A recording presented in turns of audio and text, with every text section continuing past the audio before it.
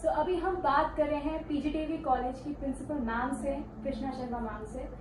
Ma'am, आप Aarohana fest के बारे में क्या कहना चाहेंगे? देखो, अपने ही कॉलेज के फेस्ट के बारे में मैं क्या कहूँ। इस फेस्ट को लेकर मेरा एक बहुत ही ज़्यादा लगाव है। इसका कारण है कि मेरे अपने जो स्टूडेंट्स हैं, मेरे जो अपने विद्यार्थी हैं, पूरे साल इस फेस्ट की प्रतीक्षा करते हैं।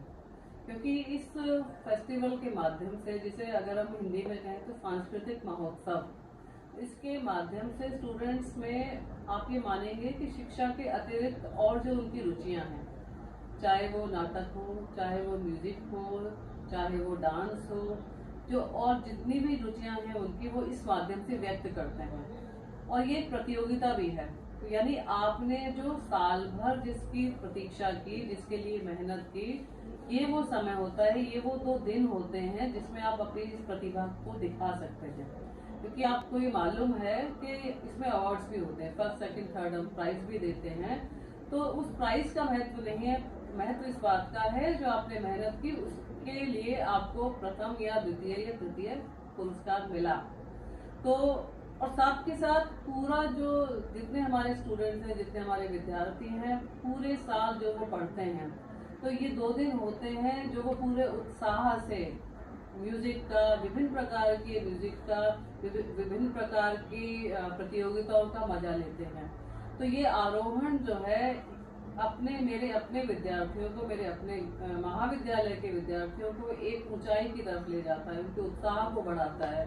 फिर वो अगले साल के लिए फिर दोबारा से अपने परीक्षाओं की तैयारी में जुट जाते हैं। क्योंकि ये वो जो समय है, इसके 1 महीने बाद ही आप सबको मालूम है, जो भी इस वीडियो को देख रहे हैं, कि हमारे एग्जाम शुरू हो जाते हैं, फिर वो उसमें जुड़ जाते हैं। तो मेरे जितने टीचर्स हैं, मेरे जितने स्टूडेंट्स हैं, वो सब इन 2 दिनों में अपने पूरे साल के उत्साह को इस तरह से इसके माध्यम से निकालते हैं और इसमें पार्टिसिपेट करते हैं। मैम, जो इस बार हमारा आरोहना हुआ है वो पिछले साल से कैसे अलग है? इस बार क्या डिफरेंट है?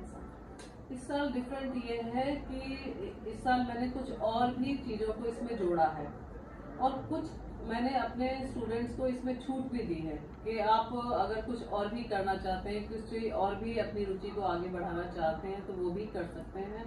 पर हर साल की तरह जो एक हमें सिक्योरिटी इशू रहता है, तो मैं इस बार देख रही हूँ कि स्टूडेंट्स में उत्साह तो है, पर जो कुछ ऐसे तत्व होते हैं जो विद्यार्थियों में भी होते हैं, शिक्षकों में भी होते हैं, जो चाहते हैं किसी भी इस तरह के आयोजन को खराब करना, वो मैं खुद अपने ये अनुभव कर रही हूँ कि उस बार नंबर ऑफ स्टूडेंट्स है, नंबर ऑफ टीचर्स कम है जो इस तरह के महोत्सव को बिगाड़ने का प्रयास करते हैं। तो ये मुझे पिछले साल से थोड़ा सा अलग लग रहा है। इस साल मैम, जैसे कि आपकी कल बात भी हुई मनोज तिवारी जी से, हाँ। तो वो इस बार हमारे स्पेशल गेस्ट थे, तो उन्होंने हमारे फेस्ट के बारे में क्या कहा? वो हमने बहुत कम समय में उनको बोला था आने के लिए, और मुझे बड़ी खुशी हो रही है कि वो अब समय निकालकर हमारे इस महाविद्यालय के इस आयोजन में आए। तो वो उससे आए थे कि एक तरह का छोटी मोटी प्रतियोगिताएं होंगी और मैं जाऊंगा और उसके बाद वापस आ जाऊंगा। और मुझे बड़ी खुशी है कि जिस समय वो आए उस समय हमारे डांस कंपटीशन चल रहा था।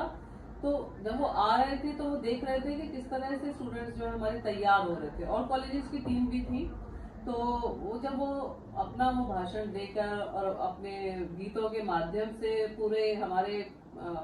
पूरा जो हमारा ग्राउंड था उसमें मैं देख रही थी स्टूडेंट्स में कितना उत्साह आ गया था उनके आने से।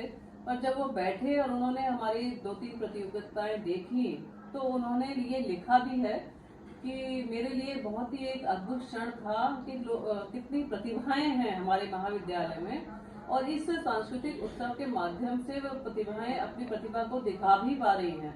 तो उनको बहुत आनंद की अनुभूति हुई। और आप सब जानते हैं कि जो यह सांस्कृतिक आयोजन है, और मनोज तिवारी जी संस्कृति के परिचायक भी हैं, हमारे अपने गीतों के माध्यम से हमारी भारतीय संस्कृति को उजागर भी करते हैं। तो बहुत अच्छा अनुभव, बहुत अच्छे क्षण यहाँ बिताकर वो गए।